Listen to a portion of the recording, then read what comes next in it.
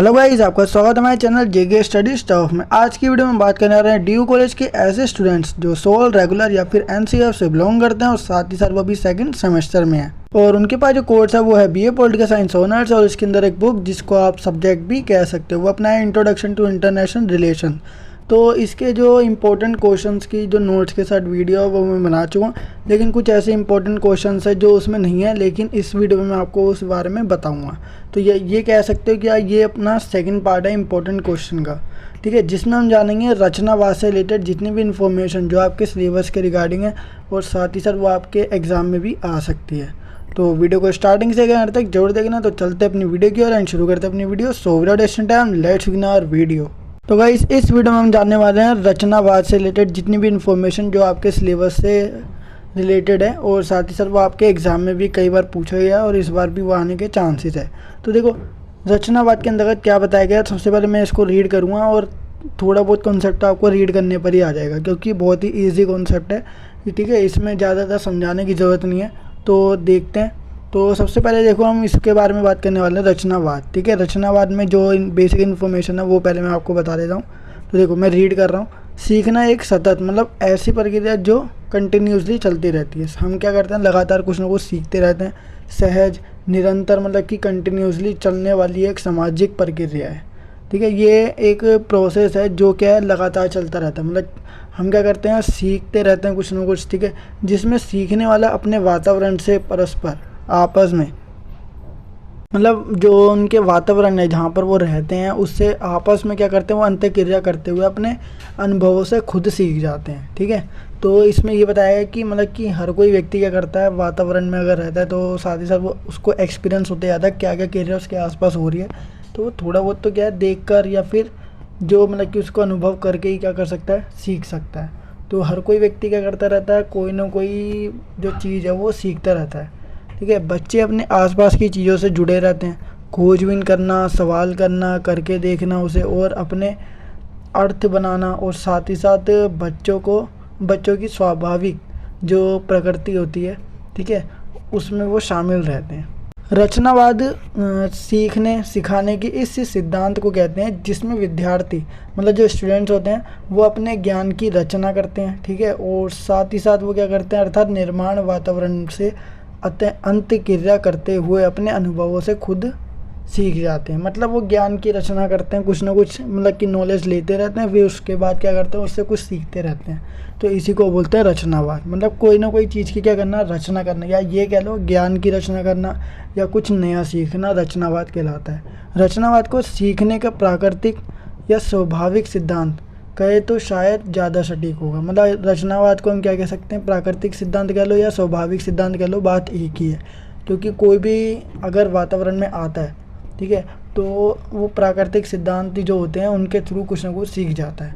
बच्चा स्वाभाविक रूप से ही अपने आप को दूसरों से जोड़ कर देखता है, ठीक है, जिससे उसकी समझ विकसित होती रहती है। मतलब उसकी जो अंडरस्टैंडिंग पावर है वो डेवलप होती रहती है और अपने इन्हीं अनुभवों के आधार पर वह अपने समाज के अपने जीवन के कार्य कर पाता है, ठीक है। जो भी उसके जीवन से संबंधित जो भी कार्य है वो कर पाएगा और साथ ही साथ ज्ञान के सृजन मतलब ज्ञान को बनाकर या ज्ञान की प्राप्ति करके ही इसी प्राकृतिक विद्या को शिक्षा शास्त्र में रचनावाद कहा गया है, ठीक है। ज्ञान के इस सृजन को क्या कहा गया है, रचनावाद कहा गया है। रचनावाद बाल केंद्रीय शिक्षा शास्त्र का मुख्य आधारभूत सिद्धांत है। इस व्यवस्था में बच्चों को अनुभवों, उनकी जिज्ञासाओं और उनकी सक्रिय मतलब कि एक्टिवनेस जो पार्टिसिपेशन होती है या सहभागिता को केंद्र में रखकर पठन पाठन करने के लिए वातावरण तैयार किया जाता है। मतलब इन सब के लिए कोई क्या किया जाता है, तैयार वातावरण तैयार किया जाता है, ठीक है। बाल केंद्रित व्यवस्था में शिक्षक और सुगमकर्ता के रूप में बच्चों को सीखने के लिए यथोचित सामग्री मतलब सही सामग्री, सीखने की सहज परिस्थितियों को उपलब्ध कराने और निरंतर उनका सतत और व्यापक मूल्यांकन करते हुए उन्हें अपनी क्षमताओं के विकास के अवसर उपलब्ध कराने की महत्वपूर्ण भूमिका का निर्वहन करता है। स्वतंत्रता के बाद, अगर आज़ादी के बाद की बात करें तो भारत में शिक्षा के सार्वभौमिक और गुणवत्तापूर्वक, ठीक है, गुणवत्तापूर्वक होने के विषय में कई प्रयास किए गए हैं। फिर इसके बाद बोला गया कोठारी आयोग की सिफारिश की बात हो या फिर 1986 की नई शिक्षा नीति की सभी सरकारी आयोग और नीति पत्रों में शिक्षा की गुणवत्ता को अहम मुद्दे की तरह पेश किया गया है। और हो भी क्यों ना, बिना गुणवत्ता के शिक्षा एक औपचारिक मात्र है जो बच्चों के कोमल मन पर एक भार की तरह विराजित हो जाती है और कितने ही नौनिहाल अर्थहीन शिक्षा के बोझल तले सीखने की अपनी स्वाभाविक प्रवृत्ति को खो देते हैं। ठीक है, ऐसे ना जाने कितने अवसर जहां वे अपने अंदर छिपी क्षमताओं और ढेरों जो संभावनाएं होती है उनसे अपना देश का सुनहरा भविष्य गढ़ सकते थे। रचनावाद की अगर डेफिनेशन की बात करें तो देखो ये भी एक डेफिनेशन है, इसमें ज़्यादा कुछ नहीं लिखना, आपको बस ज्ञान से संबंधित एक जो बालक है वो ज्ञान से संबंधित क्या कर सकता है। बाकी थोड़ी बहुत हिस्ट्री इसमें दे रखी है 1986 में जो नई शिक्षा नीति थी, ठीक है, या फिर कोई से भी आयोग की बात करें तो उसमें सबसे ज़्यादा ना गुणवत्ता को इम्पोर्टेंस दी गई है। ठीक है, और साथ ही साथ शिक्षा के अंदर गुणवत्ता की भी बात की गई है इसके अंदर। ठीक है, और अगर हम किसी व्यक्ति को अवसर नहीं देंगे तो उसके अंदर जो छिपी क्षमताएं हैं उसको बाहर नहीं लाया जा सकेगा।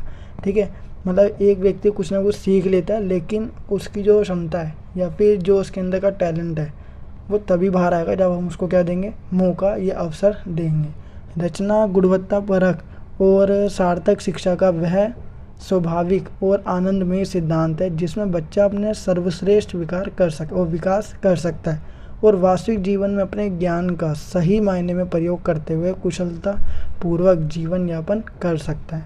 ठीक है, इसमें भी शिक्षा को बहुत ज़्यादा इंपॉर्टेंस दी गई है क्योंकि शिक्षा के थ्रू ही क्या करता है, कोई ना कोई नॉलेज लेता रहता है, रिसीव करता रहता है। और साथ ही साथ दूसरी बात करें उसको देने का तरीका भी आता है, मतलब कि नॉलेज कैसे दी जा सकती है दूसरों को और कैसे प्राप्त करी जा सकती है। ठीक है, शिक्षा व्यवस्था का वास्तविक सरोकार बच्चों को सार्थक अनुभव देने वाली शिक्षा प्रदान करने का है जिससे वे अपने अनुभव से उस यथार्थ और व्यवहारिक ज्ञान का सृजन करें जो उन्हें कुशलतापूर्वक जीवन यापन करने के योग्य बनाए।